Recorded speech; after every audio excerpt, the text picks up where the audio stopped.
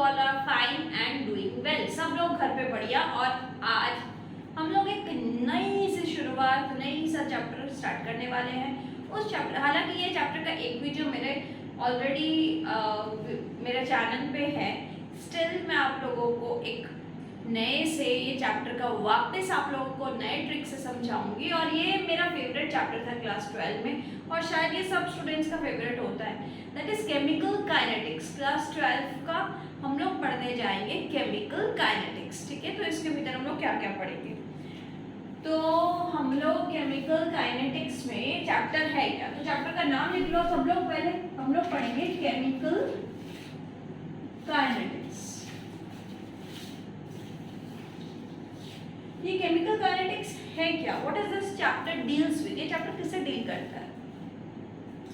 आपने सबने ये तो पढ़ा ही होगा कि थर्मोडायनामिक्स क्लास 11 में जब आपने पढ़े थे तो उसमें ये बताया था कि एक रिएक्शन होगा कि नहीं होगा, फिजिबल है या नहीं है। ये रिएक्शन, क्या ये रिएक्शन होगा, क्या ये चीज सड़ेगी, क्या ये इससे रिएक्ट करेगा।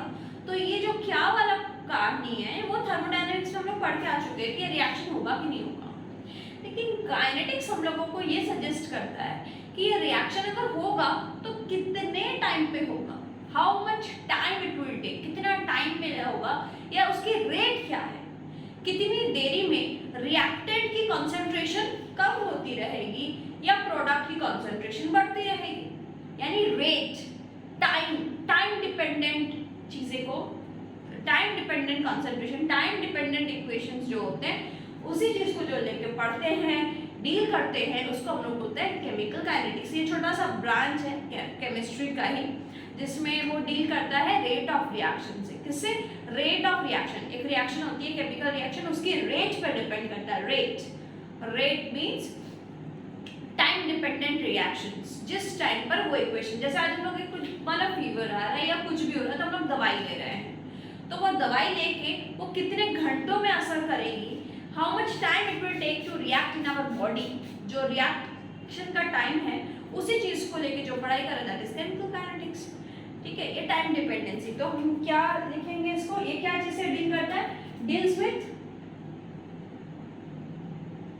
Reaction rate. रिएक्शन रेट के बारे में डिपेंडेंट चीजें बताती है, और रिएक्शन रेट के बाद ये भी बताता है कि रिएक्शन रेट किस किस फैक्टर पे इफेक्ट करता है। क्या रेट हम लोग कोई फैक्टर चेंज करने से बढ़ सकता है, कोई फैक्टर से कम हो सकता है, कैसी rates, factors affecting rate, factors affecting rate of reaction. Rate of reaction का क्या क्या फैक्टर पर, ये मैं जब भी ऐसा लिखती हूँ ना R/N मतलब वो रिएक्शन है। काफी बच्चे नहीं समझते मैम ये क्या लिख दिया ऐसा उर्दू टाइप का, मतलब अलग टाइप का, तो दिस इज रिएक्शन। ओके, तो factors affecting rate of reaction और उनकी mechanism of reaction rate, mechanisms भी हम लोग पढ़ते हैं। तो हम लोग अब सबसे पहले देखते हैं, लिख लिया रिएक्शन रेट क्या होता है, व्हाट इज रिएक्शन। तो स्टार्ट करते हैं बच्चा, ए से बी बन रहा है, मान लो ए से बी बन रहा है। ये रिएक्शन है, मान लो ए मेरा रिएक्टेंट है, बी मेरा प्रोडक्ट है। रिएक्टेंट से मेरा प्रोडक्ट बन रहा है बी। इनिशियली ए जब स्टार्ट हुआ ही था, धीरे धीरे ए खत्म हो रहा है, ए का कंसंट्रेशन खत्म हो रहा है, बी का कंसंट्रेशन बढ़ रहा है।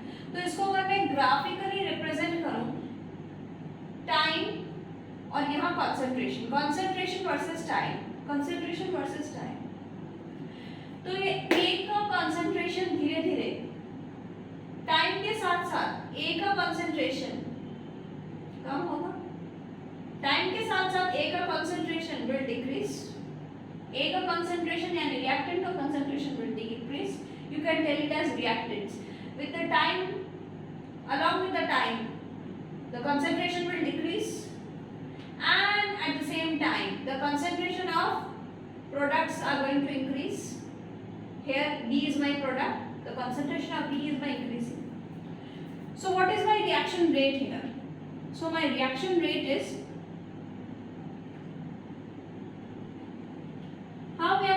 Right reaction rate. तो रिएक्शन रेट होता क्या है?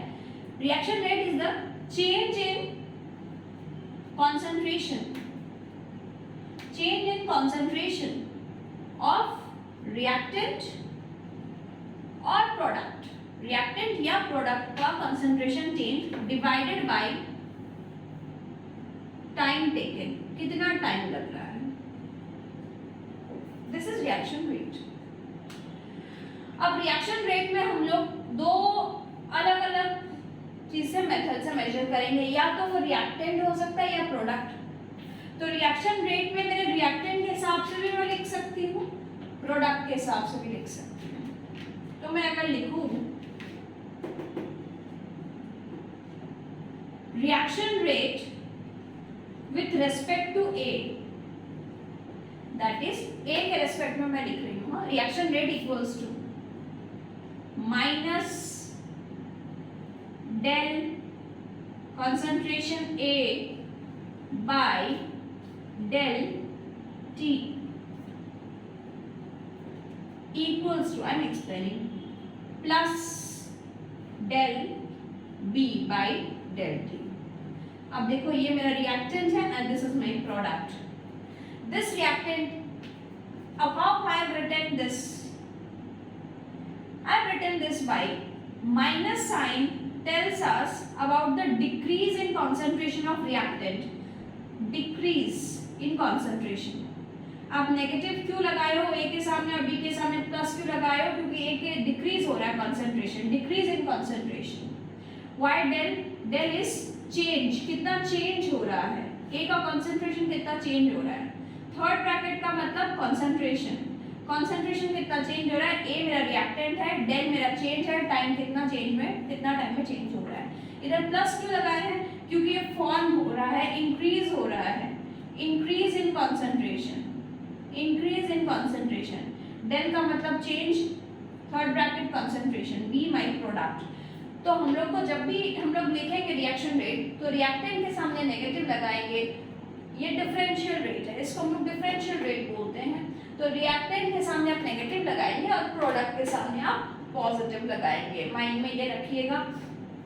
डेल तो मेरा चेंज है, यानी मैं ये बोल सकती हूँ कि माइनस डेल को हटा दूं तो final minus initial by time taken T2 minus T1, ये इसको भी मैं बोल सकती हूँ plus B2 minus B1 final minus initial divided by T2 minus T1। This is my change, del का मतलब change, concentration, this is final concentration, initial concentration, कि बाद में खत्म होने के बाद कितना बचा और पहले कितना था। हाँ, अब मैं अलग से ये लिखना चाहती हूँ कि माइनस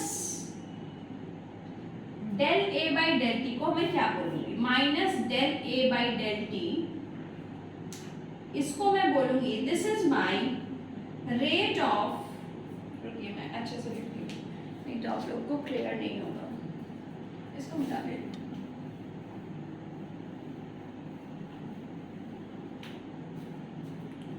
ये है मेरा, this is my rate of disappearance, rate of disappearance of a, यानी रिएक्टेंट जितना डिसअपियर हो रहा है, डिक्रीज हो रहा है।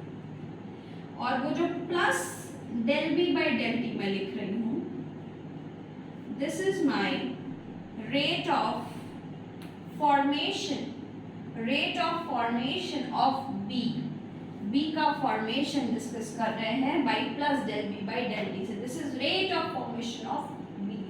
Is it clear? So write down this whole thing, आप लोग को ये चीज लिखनी है। अब लिखने के बाद हम आगे बढ़, क्या ये पूरी चीज आप लोग को क्लियर है? मैं एक बार देख लेती हूँ कि आप लोग की स्क्रीन में ये चीज, हाँ बहुत ही अच्छा, लिख लो लिख लो। अब ये मिटाती हूँ मैं, मिटा के हम लोग अब आगे बढ़ते हैं। ठीक है, rate of formation of B है, ये rate of disappearance of A है, कितना डिसअपियर हो रहा है, ए कितना अपीयर हो रहा है।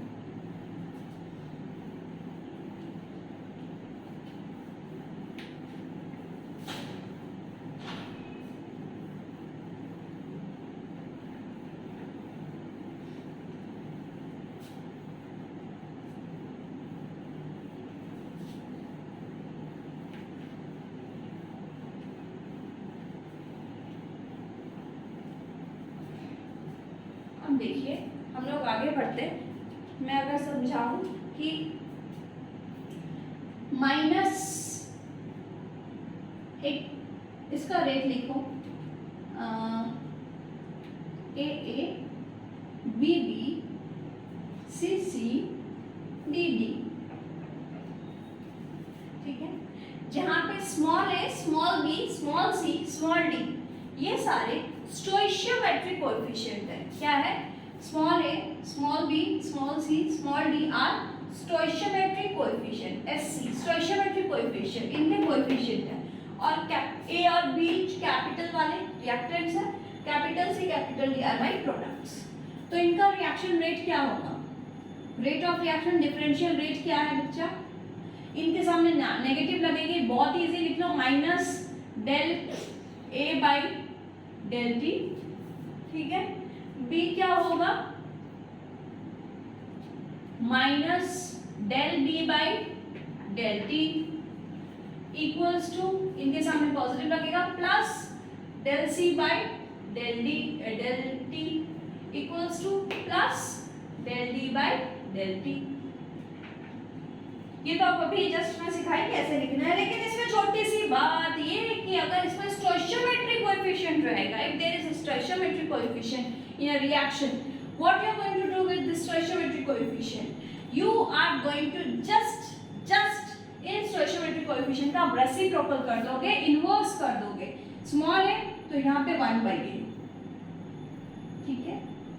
स्मॉल b तो this is rate of disappearance of b के साथ स्टोइशियोमेट्रिक coefficient reciprocal. Rate of formation of c के सामने 1/c, rate of formation of d के सामने प्लस 1/d। देखो क्लियर है क्या? Is it clear to you? तो ये चीज अपने को लिखनी है, जहां पे ये पूरा रिएक्शन रेट है और minus del A by del T, बता दो क्या है? ये है rate of disappearance of A, minus del B by del T rate of disappearance of B, plus del C by del T है rate of formation of C, और plus del D by del T क्या है? Rate of formation of D, ठीक है। अब कुछ reactions उठा के हम लोग करते हैं, कोई रिएक्शंस यूज करके करते हैं। तो रिएक्शंस के लिए तब तक के मैं पॉज करती हूँ। तो देखो मैंने कुछ आपके सामने रिएक्शंस लिख दिया है 1 2 3 4, इनका आप रेट लिखोगे, रिएक्शन रेट लिखोगे। तो स्टार्ट करें रिएक्शन रेट लिखना। पॉज कर लो जिनको आता है, फिर मैच करो सही लिखा है क्या। फर्स्ट वाले का रिएक्शन रेट, फर्स्ट वाले का रिएक्शन रेट या rate equals to reaction equals to minus, first वाले का कर रहे हो माइनस हाफ रेसिप्रोकल हो जाएगा del N2O5 by del T equals to plus 1/4 del NO2 by del T equals to plus del O2 by del T. देखो ये first वाले का मेरा आया, आप लोग का यही आया। नंबर 2 का करते हैं, आया ना? तो एक बड़ी सी राइट है, खुश हो जाए, खुश तो बड़े होंगे तुम। Number 2 minus 1/4 del NH3 by del T equals to minus 1/5 del O2 by del T equals to plus 1/4 del NO by del T equals to plus 1/6 del H2O by del T। हो गया। अब 3 पे करते हैं।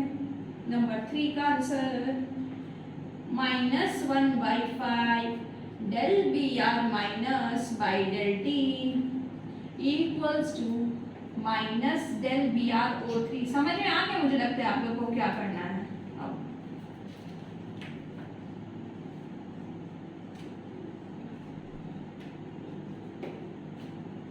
आप समझ गए ना, इसलिए अच्छा लग रहा है। लेकिन जिन लोग फर्स्ट टाइम अगर यही डायरेक्ट देख रहे हो तो ये कैसे हो रहा है, कैसे हो रहा है?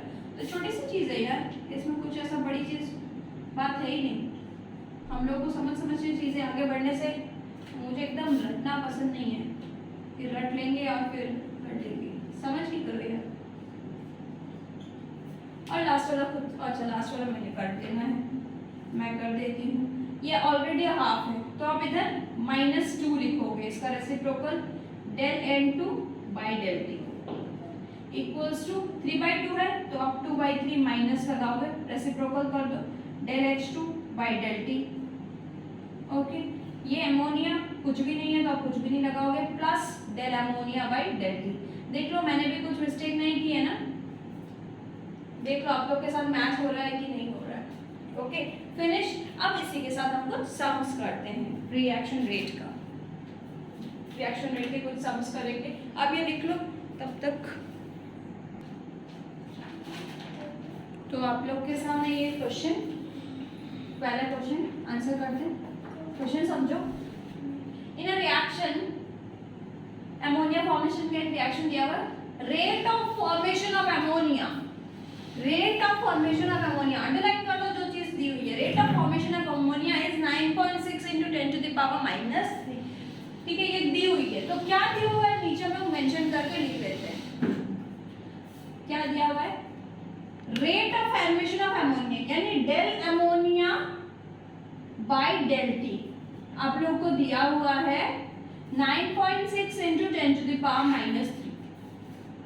पूछा है rate of disappearance of N2 and H2 यानी क्या पूछा है, minus del N2 by del T और पूछा है minus del H2 by del T equals to question mark. Okay, find out this. ये पूछा है तो हम लोग करते हैं, देखें क्या होता है। इस पे हम लोग क्या करेंगे, सबसे पहले आप रिएक्शन रेट लिख लो। Reaction rate, reaction rate equals to minus del N2 by del T equals to -1/3 del H2 by del T equals to plus half del NH3 by del T। Okay, तो ये आप लोगों को दिया हुआ reaction का रेट। इस reaction rate में आप लोगों को देखो एक सीधी सी बात समझो, ये इक्वल्स टू ये इक्वल्स टू ये इक्वल्स टू ये। सिंपल मैथमेटिक्स आप यूज करोगे तो आप इन दोनों को भी ले सकते हो इक्वल्स टू है, इसको यूज कर सकते हो, इसको यूज कर सकते हो, इसको यूज कर सकते हो, they all are equal. So what we are going to do to find out these two, since this is given del NH3 by del T is given, ठीक है, and we have to find out this। तो हम लोग क्या करेंगे, एक बार इसको इसके साथ इक्वेट करेंगे, एक बार इसको इसके साथ इक्वेट करेंगे। फाइन, तो हम लोग पहले minus del N2 by del T, इसके साथ हम लोग इसको उठा लेते हैं half del NH3 by del T, और इससे हम लोग एक बार करके देखें कि क्या आ रहा है। एक बार इसको हम लोग करके देखते हैं। हम लोगों को पता करना डिसअपीयरेंस ऑफ N2, तो डिसअपीयरेंस ऑफ N2 क्या हो जाएगा, minus del N2 by del T equals to half into ammonia की कितनी वैल्यू है 9.6 × 10⁻⁻3। ओके, तो 2 और इसको काट देते हैं, 2 4 8, 2.8, 4.8 × 10⁻⁻3। अच्छा, और रेट का यूनिट में बीच में बताना भूल गई। रेट का यूनिट क्या होगा, ऊपर कॉन्सेंट्रेशन नीचे टाइम। ऊपर कॉन्सेंट्रेशन का मतलब हो गया मोल पर लीटर पर सेकंड, मोल litre inverse second inverse. Okay okay, तो देखो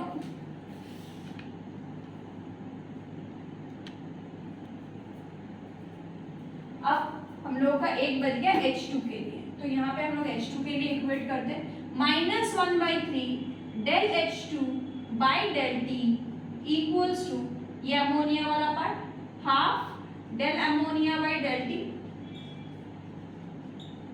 ओके, मुझे सिर्फ H2 चाहिए, rate of disappearance of H2, ये 3 नहीं चाहिए, स्टोइचियोमेट्रिक कोएफिशिएंट नहीं आता डिसअपीयरेंस ऑफ H2 में, तो ये 3 उधर ले जाओ आप। तो minus del H2 by del T क्या होगा, equals to 3/2 del NH3 by del T। तो क्या करोगे आप, 3/2 इंटू जो वैल्यू दी हुई है 9.6 इंटू 10 टू द पावर -3 है कि नहीं। 2 और इसको काट दो, अभी काटे थे 4.8 से, और 4.8 और 3 को मल्टीप्लाई कर दो, 3 8 जा 4, 2 कैरी 24, 3 कैरी 12, और उधर 3 आया था 15 आ रहे हैं क्या, नहीं 2 carry 14.4 into 10 to the power -3। देखो ये आ रहा है क्या, मोल पर लीटर पर second, mole litre inverse second inverse. Okay fine, this is your first sum. इसी तरह से मैं एक और सम आप लोगों को देती हूँ, वो बनाओ।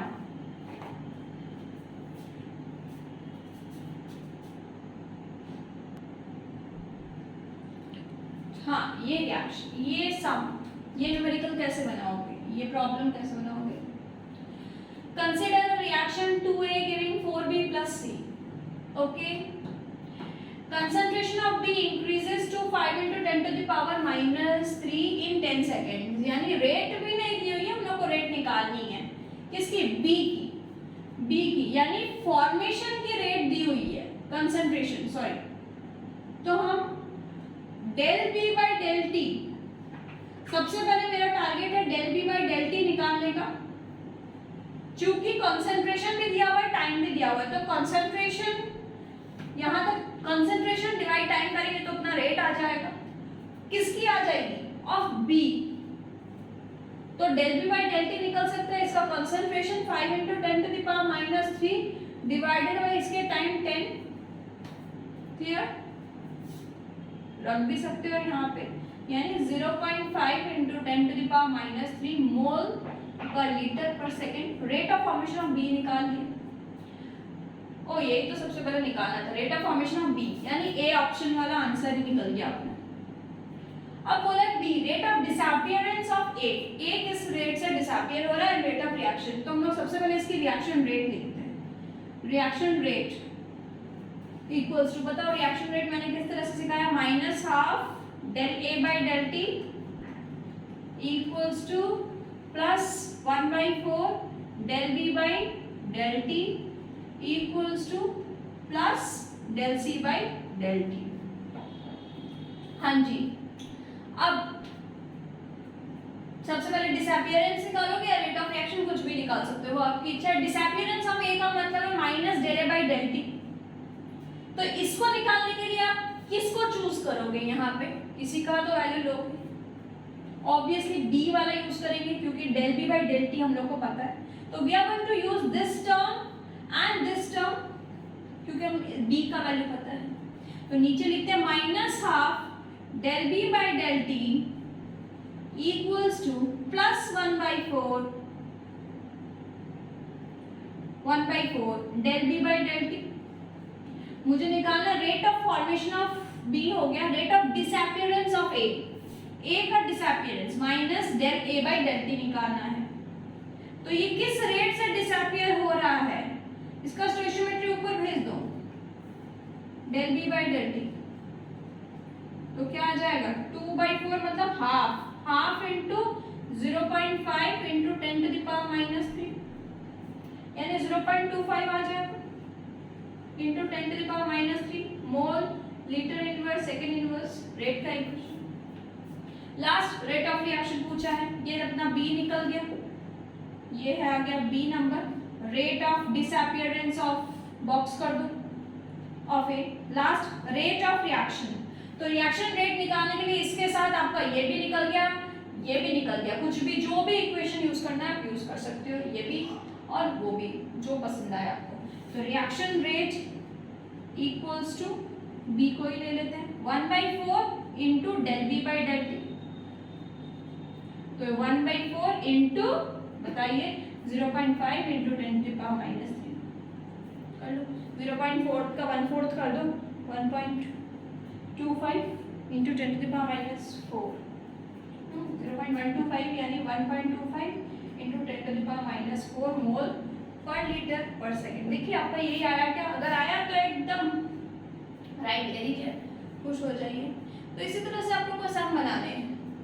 एनसीईआरटी में क्या क्वेश्चन है, एनसीईआरटी में आप लोगों का और भी इजी क्वेश्चन है। आप लोगों को एनसीईआरटी में क्वेश्चन है कि एक रिएक्शन है, उसमें आपका लिख के बताते हैं, ये तो हम लोग अभी जस्ट किए। एनसीईआरटी में ब्लू क्वेश्चन में कुछ ऐसा क्वेश्चन है, a reaction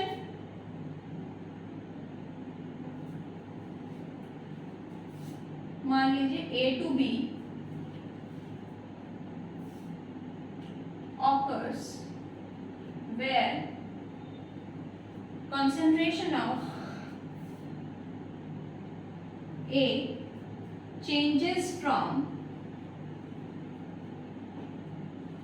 0.1 to 0.5 mole per liter in 10 minutes. Find